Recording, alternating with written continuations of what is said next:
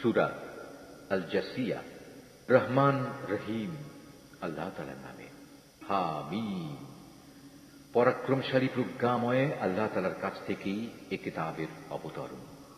নিঃসন্দেহে আকাশমালা ও জমিনে ঈমানদারদের জন্য আল্লাহ তাআলাকে জানার অগণিত নিদর্শন রয়েছে। নিদর্শন রয়েছে স্বয়ং তোমাদের সৃষ্টির মাঝে এবং জীবজন্তুর বংশ বিস্তারের মাঝেও, যাদের তিনি জমিনে সর্বত্র ছড়িয়ে রেখেছেন। এর সর্বত্রই তার কুদরতের অসংখ্য নিদর্শন মজুদ রয়েছে তাদের জন্য যারা আল্লাহ তাআলার উপর বিশ্বাস করে। একইভাবে নিদর্শন রয়েছে রাত দিনের পরিবর্তনের মাঝে, যে রিজক বিভিন্নভাবে আল্লাহ তাআলা আসমান থেকে পাঠান, যা দিয়ে জমিনকে তার মৃত্যুর পর পুনরায় তিনি জীবিত করে তোলেন, তার মাঝেও এ বায়ুর পরিবর্তনেও তার কুদরতের বহু নিদর্শন ছড়িয়ে রয়েছে তাদের জন্য যারা চিন্তা গবেষণা করে। এ হচ্ছে আল্লাহ তাআলার আয়াত সমূহ, যা আমি যথাযথভাবে তোমার কাছে পড়ে শোনাচ্ছি। অতঃপর তুমি কি বলতে পারো আল্লাহ তাআলা ও তার এই নিদর্শনের পর আর কিসের উপর তারা ঈমান আনবে? দুর্ভোগ প্রতিটি মিথ্যাবাদী পাপাচারীর জন্য। আল্লাহ তাআলার আয়াত যখন তার উপর তেলাওয়াত করা হয় তখন সে তা শোনে, কিন্তু একটু পরেই সে অহংকারী হয়ে এমন ভাবে জেদ ধরে যেন সেটা শুনতেই পায়নি। সুতরাং এই যার আচরণ, তুমি তাকে এক কঠিন আযাবের সুসংবাদ দাও। যখন সে আমার আয়াত সমূহের মাঝ থেকে কোনো আয়াত সম্পর্কে জানতে পারে তখন সে একে পরিহাসের বিষয় হিসেবে গ্রহণ করে। এমন ধরনের লোকদের জন্য অপমানজনক আযাব রয়েছে।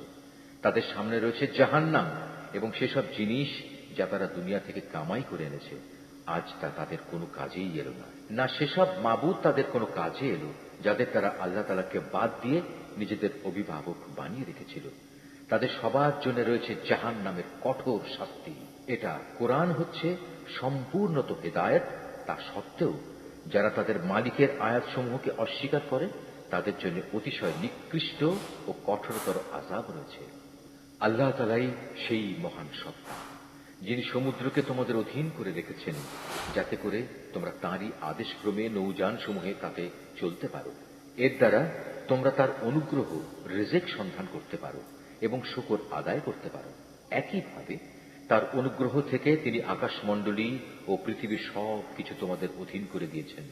অবশ্যই এর মধ্যে চিন্তাশীল সম্প্রদায়ের জন্য অনেক নিদর্শন রয়েছে। হে নবী, ঈমানদারদের তুমি বলো, যারা আল্লাহ তাআলার অমোঘ বিচারের ক্ষণগুলো থেকে কিছু আশা করে না, তারা যেন তাদের ক্ষমা করে দেয়, যাতে করে আল্লাহ তাআলা এই বিশেষ দলকে তাদের কৃতকর্মের জন্য পরকালে পুরোপুরি বিনিময় দিতে পারেন। তোমাদের মাঝে যদি কেউ কোনো নেক কাজ করে তা কিন্তু তার নিজের ভালোর জন্যই তা করে, আবার যে কেউই কোনো মন্দ কাজ করে তাহলে তার প্রতিফল তার উপরই পড়বে। পরিশেষে তোমাদের সবাইকে স্বীয় মালিকের কাছেই ফিরে যেতে হবে। আমি বনী ইসরায়েলদের কিতাব, রাষ্ট্র ক্ষমতা ও নবুয়ত দান করেছিলাম। আমি তাদের উৎকৃষ্ট রিজক দিয়েছিলাম। উপরন্তু আমি এ সব কিছুর মাধ্যমে তাদের সৃষ্টিকুলের উপর শ্রেষ্ঠত্ব দান করেছিলাম। দিন সংক্রান্ত বিষয়গুলো আমি তাদের কাছে বিশদভাবে বর্ণনা করে দিয়েছি। অতঃপর যে মতবিরোধ তারা নিজেদের মধ্যে সৃষ্টি করেছে তা কিন্তু তাদের অজ্ঞতার কারণে নয়, বরং তা ছিল তাদের পারস্পরিক জেদের কারণে। হে নবী, কিয়ামতের দিন তোমার মালিক তাদের মধ্যে সেই সমস্ত বিষয়ের ফয়সালা করে দেবেন যে ব্যাপারে তারা দুনিয়ায় মতবিরোধ করেছে। অতঃপর হে নবী, আমি তোমাকে দিনের এক বিশেষ পদ্ধতির উপর এনে স্থাপন করেছি। অতএব তুমি শুধু তারই অনুসরণ করো। শরীয়তের ব্যাপারে সেসব লোকদের ইচ্ছা আকাঙ্ক্ষার অনুসরণ করো না যারা আখিরাত সম্পর্কে কিছুই জানে না। আল্লাহ তাআলার মোকাবেলায় এরা তোমার কোনোই কাজে আসবে না। তাছাড়া জালেমরা তো একজন আর একজনের বন্ধু, আর পরেজগার লোকদের আসল বন্ধু হচ্ছেন আল্লাহ তাআলা স্বয়ং। এ কোরআন হচ্ছে মানুষের জন্য সুস্পষ্ট দলিল।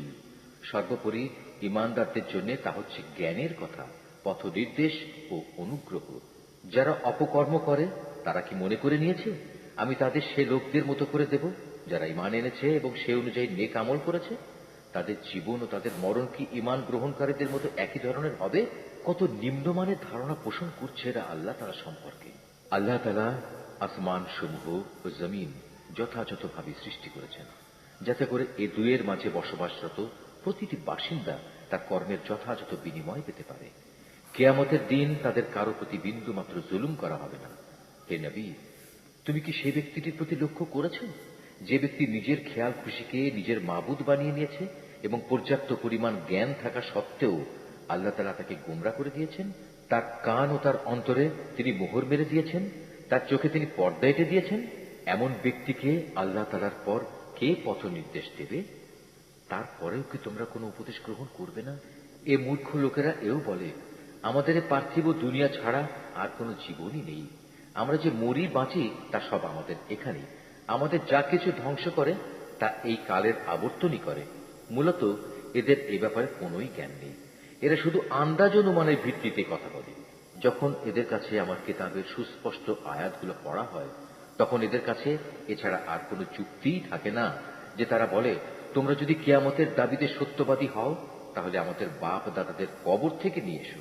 হে নবী, তুমি এদের বলো, আল্লাহ তাআলাই তোমাদের জীবন দান করেন, তিনিই তোমাদের মৃত্যু দেন, তিনিই আবার কিয়ামতের দিন তোমাদের পুনরায় একত্রিত করবেন। এটা সংঘটিত হবার ব্যাপারে কোনোই সন্দেহ নেই। কিন্তু তারপরেও অধিকাংশ মানুষ এ সম্পর্কে কিছুই জানে না। আকাশমণ্ডলী ও জমিনের যাবতীয় সার্বভৌমত্ব আল্লাহ তাআলার জন্যই। যেদিন কিয়ামত সংঘটিত হবে সেদিন এই বাতিলপন্থীরা ভীষণভাবে ক্ষতিগ্রস্ত হবে। হে নবী, সেদিন তুমি প্রত্যেক সম্প্রদায়কে দেখবে মহাবিচারকের সামনে ভয়ে আতঙ্কে নতজানু হয়ে পড়ে থাকবে। প্রত্যেক জাতিকেই তাদের আমল নামার দিকে ডাক দেয়া হবে। তাদের বলা হবে, দুনিয়ায় তোমরা যা কিছু করতে, আজ তোমাদের তার যথার্থ প্রতিফল দেয়া হবে।